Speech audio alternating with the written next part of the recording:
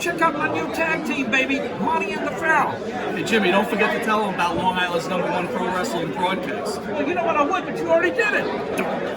It's Monte and the Pharaoh. With Monte and Pharaoh. The Monte and Pharaoh Show. Monte and Pharaoh, bro. Monte and the Pharaoh. Monte and the Pharaoh. Monte and the Pharaoh. The Monte and Pharaoh Show. And you're watching the Monte and Pharaoh Show. Monte and the Pharaoh. With Monte and the Pharaoh. Monte and the Pharaoh. It's Monte and the Pharaoh. Monte and the Pharaoh. Monte and the Pharaoh. Monte and the Pharaoh. Monte and the Pharaoh. Monte and Pharaoh. It's Monte and the Pharaoh. And Monte and the Pharaoh. Oh, is it Monte and the Pharaoh? Monte and Pharaoh. The Monte and the Pharaoh Show. Monte and the Pharaoh. To the Monte and the Pharaoh Show. And it's Monte and the Pharaoh, baby. Watching Monte and the Pharaoh. With Monte and the Pharaoh. Monte and the Pharaoh. Oh, what a run. Monte and the Pharaoh. Monte and the Pharaoh. Hey, cut the fucking music. When you want the best in professional wrestling, Long Island, there's only one place you're going to get it, right here. Monte and the Pharaoh. Now, that's not just the coolest, and that's not just the best. That, my friends, is just incredible. Monte and the Pharaoh. You've got the future Hall of Famer, that rocker, Marty Jannetty, MJ in the house, and I'm sitting here with two more future Hall of Famers, Monte and the Pharaoh. We're doing that stuff and we gonna rock it.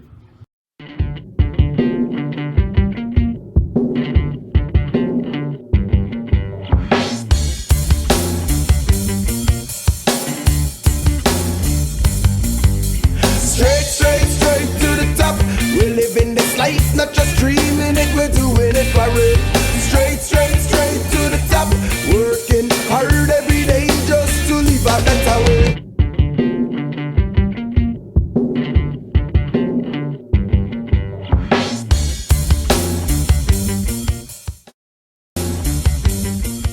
All right, welcome back to Long Island's #1 pro wrestling broadcast out of our new home, Indie Music TV, here at a straight out of Ronkonkoma, Long Island. You know when you write a script and then you put the wrong word in place? Nice. That's when you stutter over your words, right?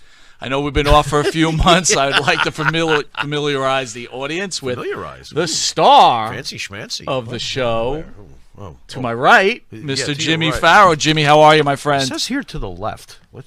I changed it on mine, pal. Oh, man, talk about on the fly. You Don't rock. abuse me, please. Oh, you? It's already No. been a rough night. Yeah, kind of. Yeah, what are you going to do? How you been, pal? I haven't seen you in a long Good, time. How you man. handling this whole Waiting thing? for this insanity just like everybody else to blow over. It's been Groundhog Day every day for what seems like an eternity. Get up, go to work, come home, At least we can. eat dinner. At least we Yeah, can thank go to God, work. Thank right? you, God. Thank Yeah, God. At least we can go to work. I But, totally agree with you, know, my we're friend. both in the epicenter of it, and as you know, some of our family members are in the epicenter of this thing.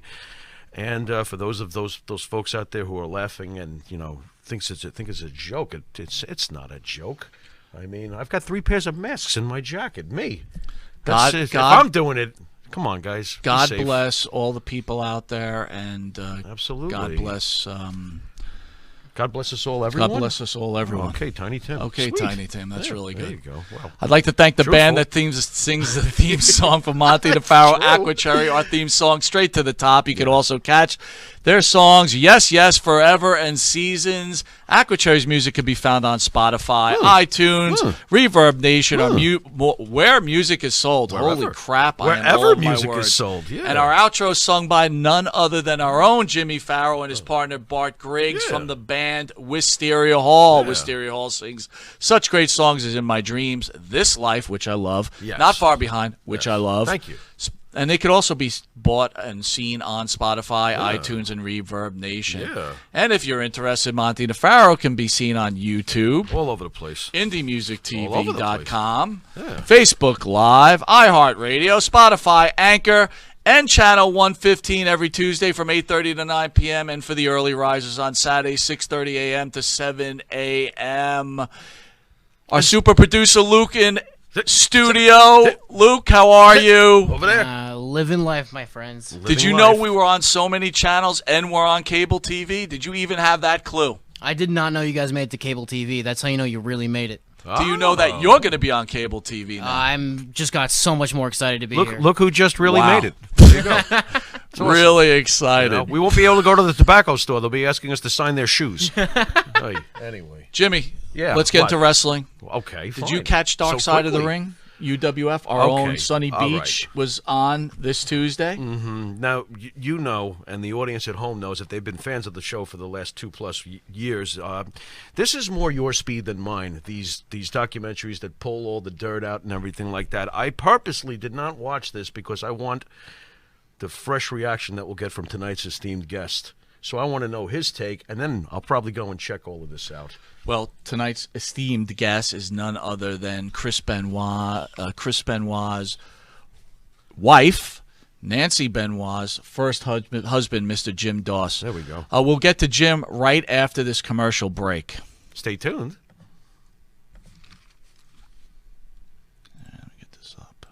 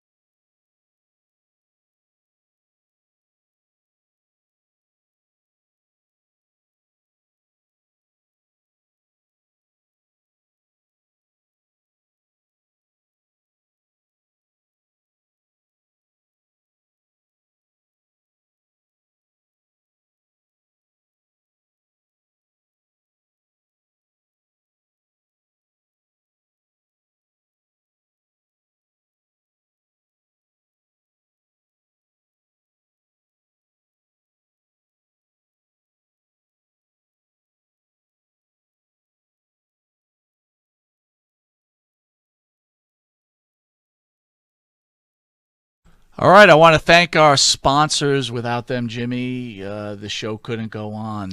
They take care of us. They help us out. They do. And, but let's welcome our star of the show, Mr. Jim Daus. Jim, how are you, buddy? Hey, buddy. Doing pretty well. How y'all doing? Thank you for hanging in there. We had some internet and technical problems. You've been a trooper. I'm going to turn you over to the Pharaoh, my friend. How you doing, Jim? Thanks for being on the show with us tonight. I gotta ask you Turn down his mic a little. right off the bat. Jim, if you don't mind, can you just turn down your microphone a little bit? Thank you. Thank you. I wanted to ask you. I understand that you had a bit of a scare with the COVID-19, the coronavirus situation. Can you fill us in on what happened with that? Yeah, we were in New Orleans with a large group from my company, Tri-State Distributors. We were at the Fireplace and Grill Show in New Orleans, right about the end. It was the second week of March. We got back and people started getting sick in our group. We had about, maybe a dozen of us in the group that went to New Orleans for the show. And one by one, everybody was getting positive tests for coronavirus. And about 6 or 7 were positive. 3 more of us got sick. I got sick. But my test came back negative. And so who knows if I had it or not. But most likely did, but it might have had a false negative or something like that. When I've been locked up at the house since I got back on March 15th. So glad to be here. Gives me something to do. There you go. When you first got the news that you could potentially have this virus that's obviously affecting the entire world, what went through your mind? I mean, obviously, were you scared? I mean, what goes through one's mind when they find out that they might have this and have to take a test to see if they do? I had a panic attack about the second night. I couldn't breathe. I was laying in bed. I couldn't breathe. I had to get up, and it was scary. It really was. But it ended up maybe I didn't have it. Maybe I did. If I did have it, I did have a minor case. Some of the people that were with us were out and off their feet for 2 weeks. I was only about 5 days. Okay. So Jim, let's get to what our point here. Growing up, how did you meet Nancy? How did you, growing up, how did you meet Nancy? Nancy and I met in high school. Well, actually, my last day of my senior year in high school, I was at the school to pick up or drop off some books on the last day. She was at the bus loop and with some friends of mine, and I didn't know she lived right around the corner from me. So I ended up giving her a ride home, and we live in a rural part of Florida, so it's about a 45-minute ride home. And we became friends that day, started dating about a week later, got married about a year later. Wow. Can I ask you? It was her junior year, the last day of school for her junior year. Your first impression, the first time you laid your eyes on her, what goes through your mind? Ah, beautiful woman. Oh, yeah. Oh, yeah. Oh, yeah. Oh, yeah. No doubt. Yep. Now, were you a wrestling fan growing up, Jim? I really wasn't. I grew up in New York City. My family moved to Florida. Actually, I lived in Elmont, Long Island, and my family moved to Florida in the early 70s, and started going to wrestling when I was about 17 or 18 at the Eddie Graham Sports Stadium in Orlando, and a few matches in Ocala at the Highlight Fronton. I just went a handful of times, and started getting interested in it. So who did you idolize growing up as far as a wrestler? Didn't really idolize anybody, but back then it was Dusty Rhodes and Barry Windham and Mike Graham, Steve Kern, Jimmy Garvin. That was the good guys at the time in Florida.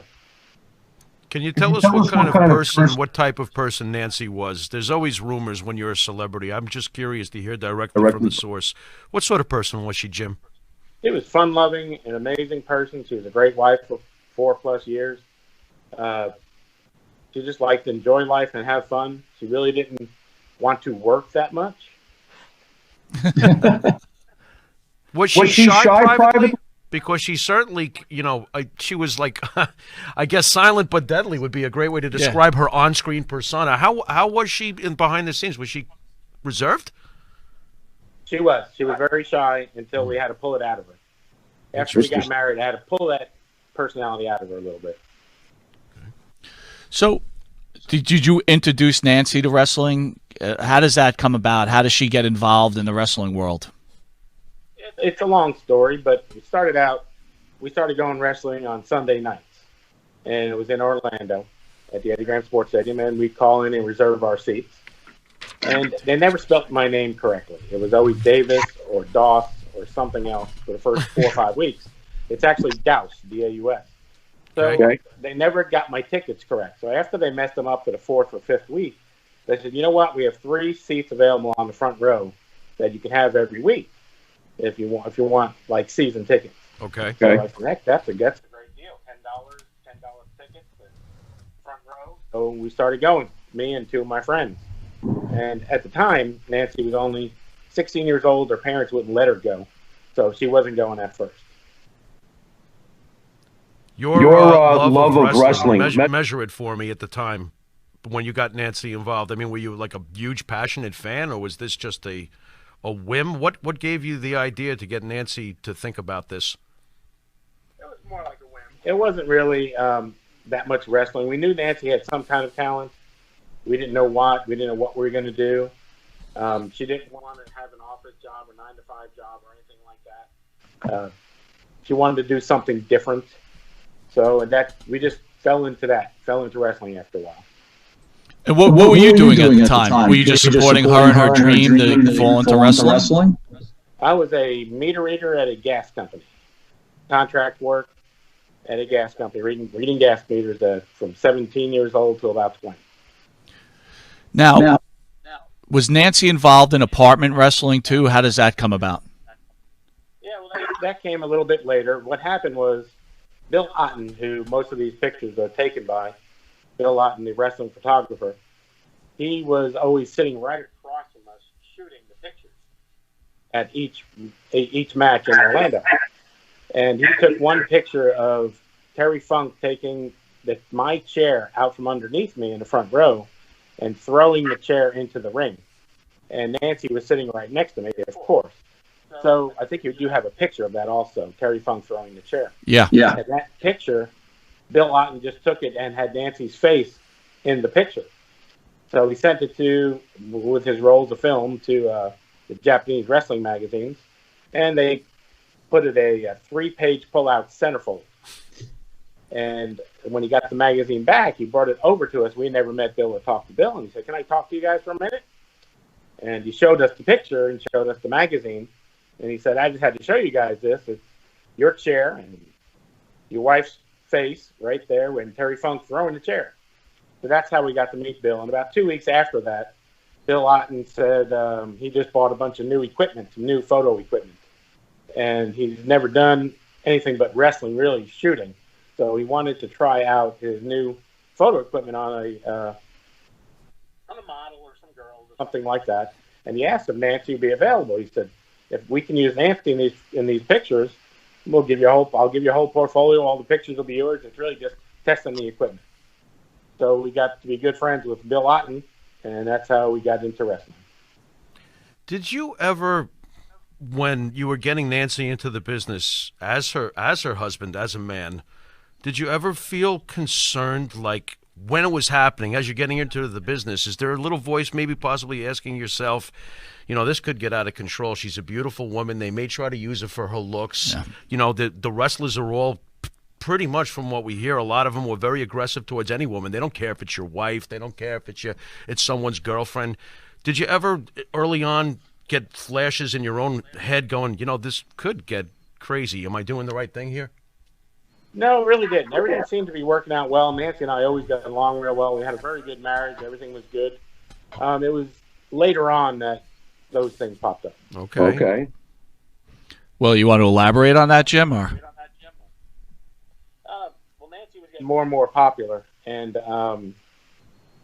her head got a little bit bigger, of course, and she knew that we could actually do this. And we grew apart. We started growing apart. She started doing some shows on the road when I wasn't with them, when I wasn't with the group. She started doing some shows in Texas and Baltimore and places like that without me. And then when she got home one trip, we started talking. I said, "Nance, I really think that I am holding you back. Us being married is holding you back. Wow. We are starting to grow apart, and you might want to think about this." And right after we thought about this for about 2 days, after I picked her up at the airport, we talked about it. We decided, let's separate and see what happens. As soon as we separated, her career just took off like crazy. How hard was this for you? I mean, you made a very, very mature decision without, it sounds like there wasn't any kind of altercations or friction. How was this for you to do? That's got to be hard. It was tough. It was tough. It was the worst year of my life. There's no doubt about that.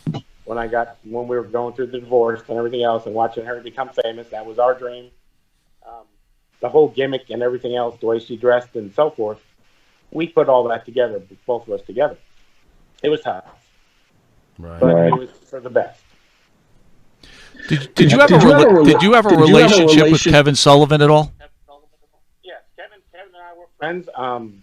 The way this whole thing started is after Bill got this equipment, the photo equipment, he started taking the photo equipment to the matches on weekends mostly. The big shows like Lakeland Civic Center, the Orange Bowl in Miami, Bayfront Center, St. Pete, and he'd bring Nancy and I with him to set up all the equipment. So we were working with Bill and helping Bill set up all the equipment and shoot the wrestlers, and we were shooting wrestlers. And Billy Jack Haynes came in one day, was watching us and talking with us, and he wanted to get a couple girls in for the shoot. And he said, "Nancy's great, let's get Nancy, and don't you have a friend or somebody else?" And Bill had another friend that he brought in. So a couple of weeks later, we started shooting these pictures with Billy Jack and the two girls. And Kevin came in to watch us shoot.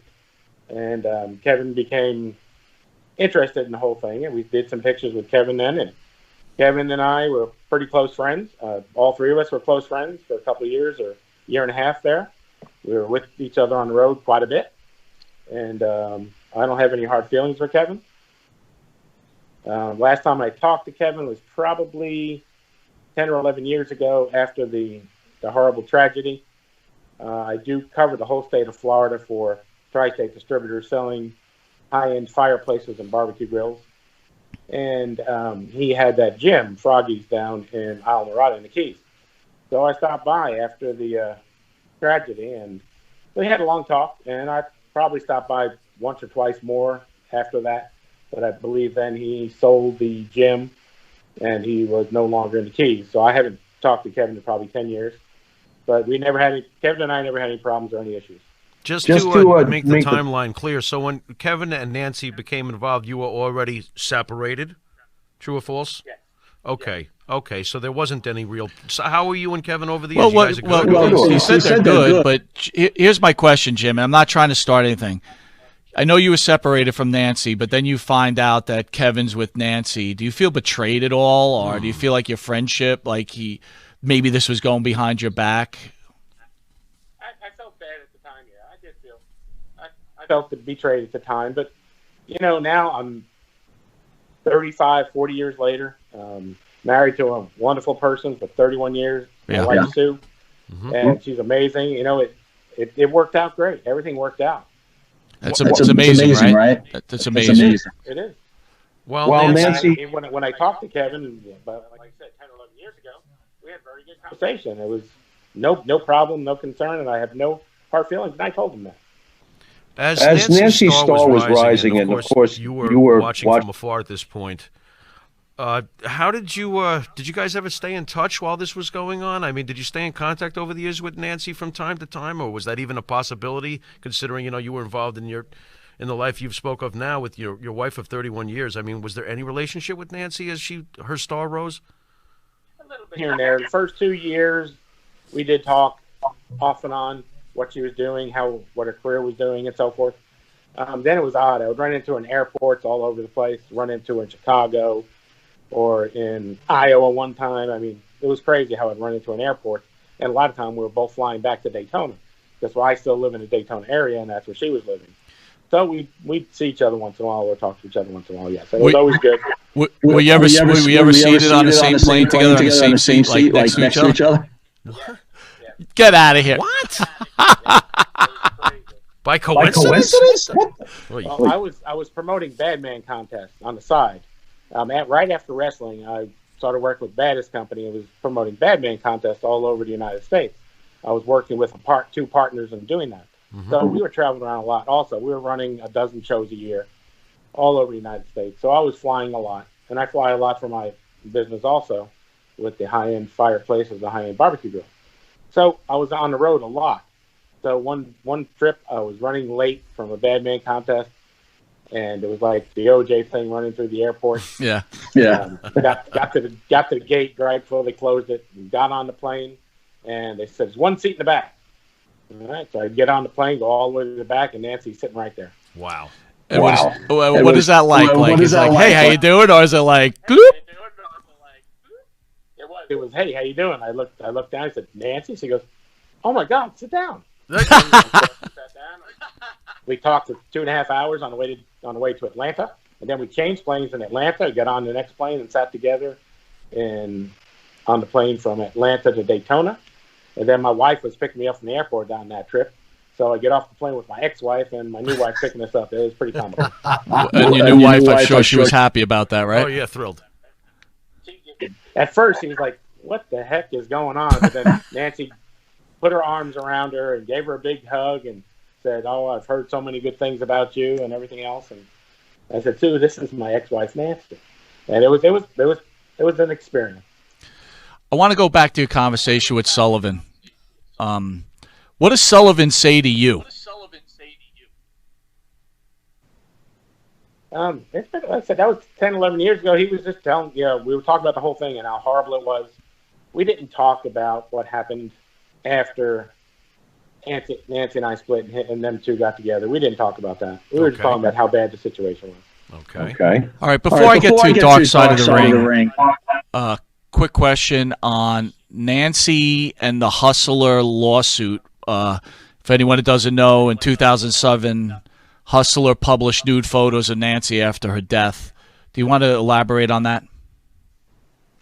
Yeah, that was, first of all, Nancy and I never wanted to get into Hustler or any of those magazines or anything like that. There was a shock job in the Orlando area. It was a shock jock radio show on WDIZ. Baxter and Mark, Rick Baxter and Mark Stamansky. Nancy was a lot, like you said, Nancy didn't want to work. So a lot of times we'd go to bikini contests, things like that. Miss JJ Whispers, Miss Hawaiian Tropical Florida, things like that. And she'd enter them, and a lot of times she'd win, and that would pay the bills. It was really good. So we met these two shock jocks, and I believe it was at the Florida Miss Hawaiian Tropic contest. And we became friends with Mark Samansky. Now, Nancy was 20, and Nancy was 19, and I was 20. And we became friends with Mark Samansky and his wife. So we went out to dinner with him a couple times. And again, we were married, we were young, we were kids, we were stupid. We went to their condo in Orlando one night after dinner and drank some more. And we went to one room. Mark and his wife went to their room. Of course, we did our thing. We spent the night over there, and we had no idea, but Mark Samansky filmed it. And what happened, those pictures that went to Hustler was sold by Mark Samansky to Hustler for $1,000 before he died. Wow. He sold the video. Wow. How angry did this make you? That's why it was in court so many times. Oh my God. This must have infuriated you. It's like double insulting after the tragedy. How on earth did you keep your mental facilities together during this? Well, we didn't even know. We had no idea. The video appears after Nancy passed away. Right. We had no idea that it even existed. And 6 months later, Bill Otten actually called me. He heard something about it.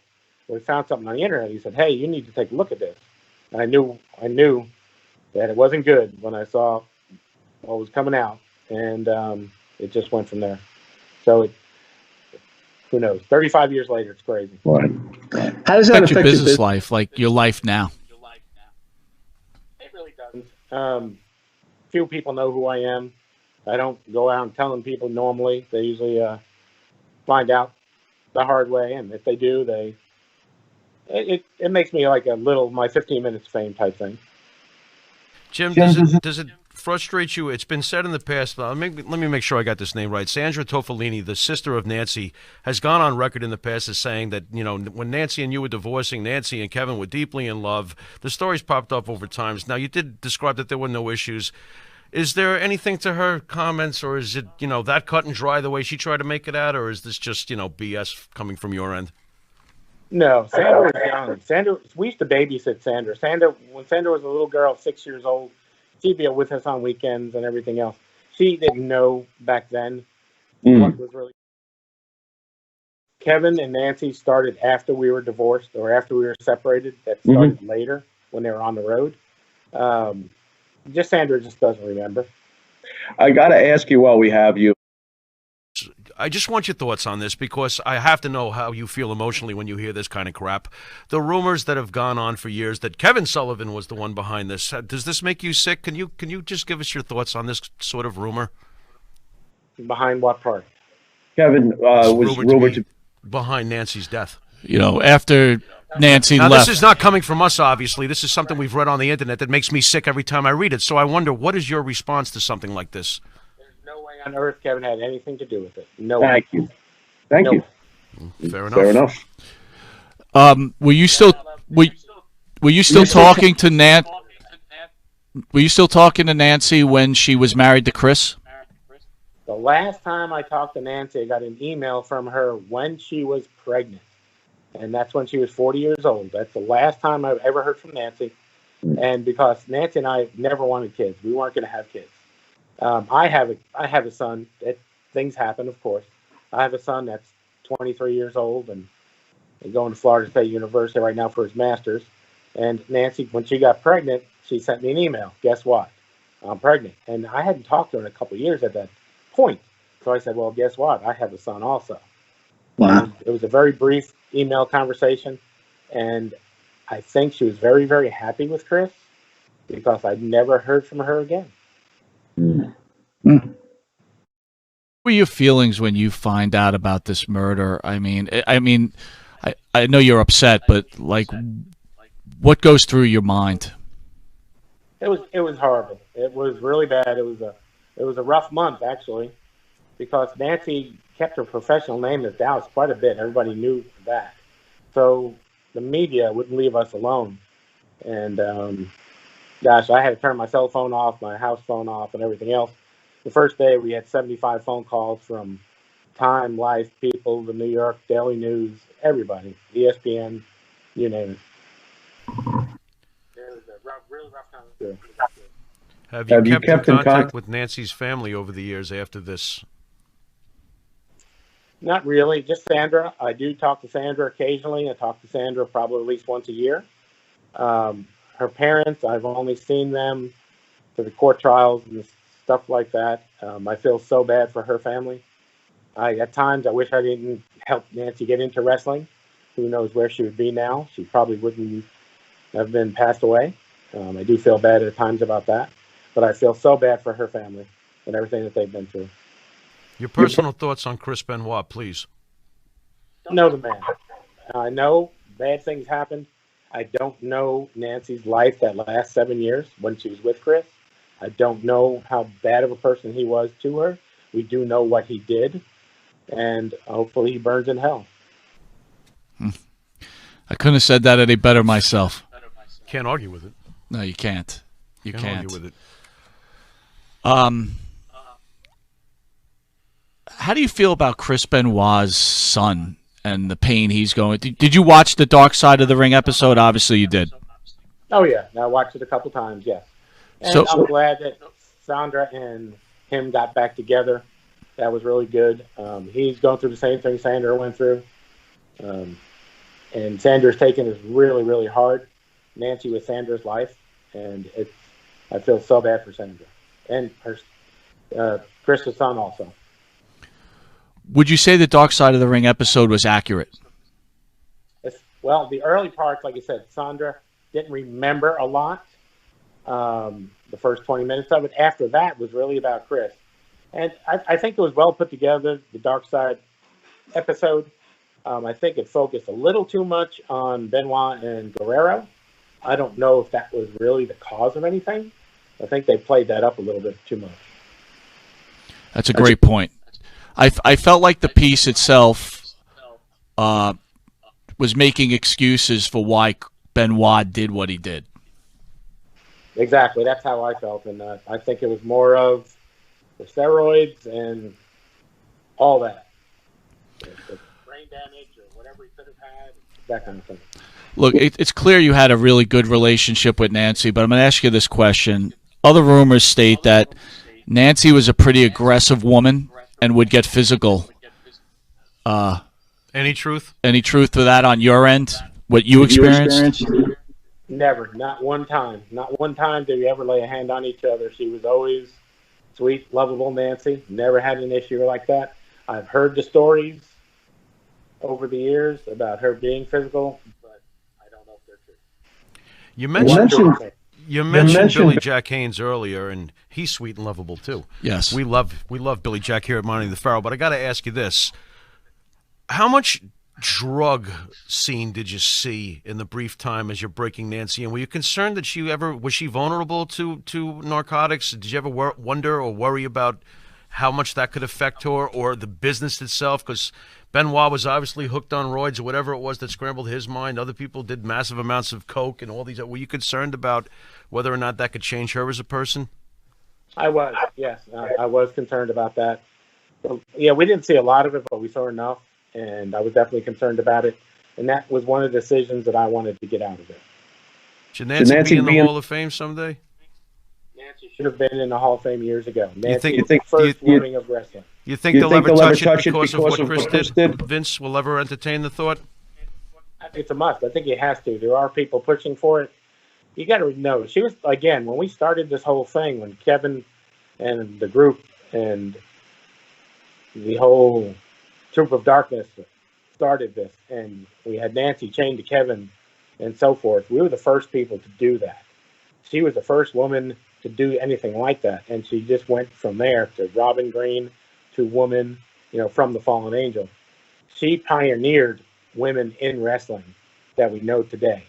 It wouldn't be a Miss Elizabeth, Precious, Sunshine, and all the rest of them without what Nancy did. How did you feel when she was taking, like, you know, when she went to ECW, for example, and she would actually take a cane shot or something like that? How'd that make you feel? Only you would do that. Nancy was tough. She was. Okay. Nancy was tough. Nancy wasn't like a normal girl. Did you witness some of her in ring? Did you witness some of her in? I mean, were you there for a lot of this stuff? Only the early stuff. Very just the early, just the beginning. No cane shots for you, huh? I gotta tell you, Jim. I think you're downplaying your knowledge on wrestling. You calling a lot of women wrestlers names out there, and you were going deep too, man. Spit out the roll call. Yeah, you did. You spit out the roll. Are you a closet wrestling fan? You still got the anymore. I got out of it. There you go. So I gotta ask you: is fame overrated, my friend? With the unfortunate, things you've witnessed over the years, is fame overrated, or what say you? No, I believe it is. Some of the stuff that we went through, just my family and I, after Nancy's murder, it was horrible. The paparazzi and everything else. And you got to remember, I was away from Nancy for 30 years at the time, or whatever it was. And I had paparazzi in my driveway. They wouldn't let us out of the house. It was crazy. Wow. That's amazing. That's actually insane, quite honestly. 30 years? 30 years, and all of a sudden the whole world's up his crankshaft? I would have lost my mind. Again, you probably can't answer this question, but I've always wondered why Nancy never went into the WWE when Chris moved to the WWE. Did you think she just wanted out of the wrestling scene and just be a mother? Yes, there was no doubt. Nancy didn't, again, Nancy could have had a lot more opportunities and a lot bigger career if she wanted to. She had that much talent. I just don't think she really wanted to work. How do you feel about the never-ending debate from certain wrestling fans that Chris Benoit, the wrestler, and Chris Benoit, the person, should be subdivided and only his wrestling should be judged and he belongs in the Hall of Fame? How's that make you feel? That's crazy. That's insane. Chris Benoit should not be in any Hall of Fame. Plain and simple. Fair enough. We're going to take a quick commercial break, Jim, and then we're going to come back and then do some parting shots, and just give us a couple seconds here, okay? Stay tuned.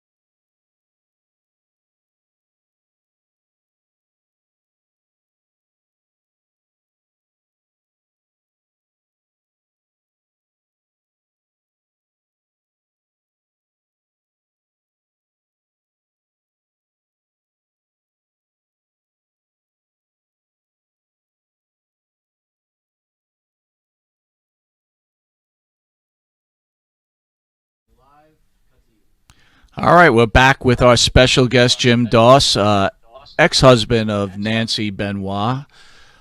Jim, any final advice for some wrestlers who bring their wives into the business? What kind of advice would you give them?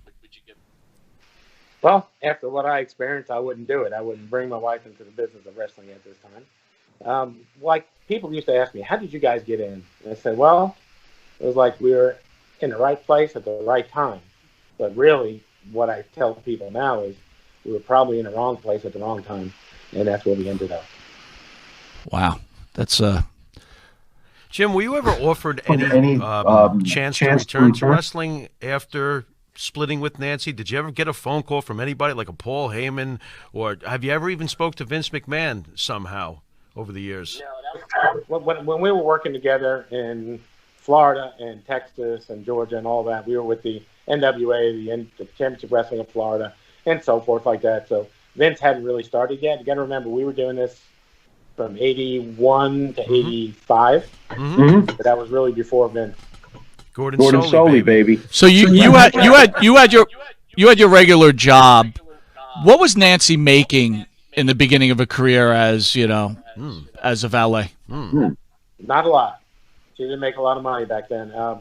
I was a contract worker at the gas company, reading gas meters, and Nancy didn't drive, so I'd read the meters really fast. We'd drive to the next town, and she'd do her thing, and we'd drive all night to get home. So what was a typical payday for a show back then? Oh, $75.